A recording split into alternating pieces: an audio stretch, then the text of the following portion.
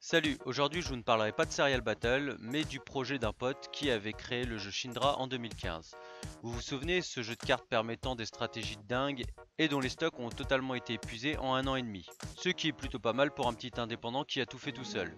Si je vous nargue aujourd'hui avec ma boîte sous cellophane, c'est pas pour vous parler de ce jeu, mais pour vous parler d'un autre projet de l'auteur sur lequel il travaille depuis 3 ans maintenant. Ce qui explique entre autres pourquoi Shindra n'a jamais été réédité malgré son succès. Bon, il n'y a pas que ça, mais c'est une des raisons. Je vais donc vous parler de PNJ, ou NPC en anglais, qui fait un peu de bruit dans le monde du manga depuis un moment, et étrangement plus à l'étranger qu'en France. Numéro 1 au classement sur le site Amilova depuis un an et demi maintenant, il semblerait que cette œuvre ait largement convaincu son public et qu'elle mérite de voir sa version papier. Alors, hormis le fait que ça parle de MMO, d'orques et de filles délurées, je ne vais pas vous en parler pour la bonne raison que je ne l'ai pas lu et que personnellement j'attends la version papier pour le lire. Bah ouais, je suis de l'ancienne école. Mais si vous voulez vous faire une idée, vous pourrez le lire sur les sites Amilova, Mangadraft ou encore French Keys, dont je vous mets les liens en description.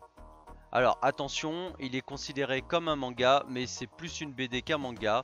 Déjà, il est au format A5 et il comporte 230 pages par volume. Et il aura même le luxe d'avoir une jaquette comme les mangas, bref, un hybride entre le manga et la BD.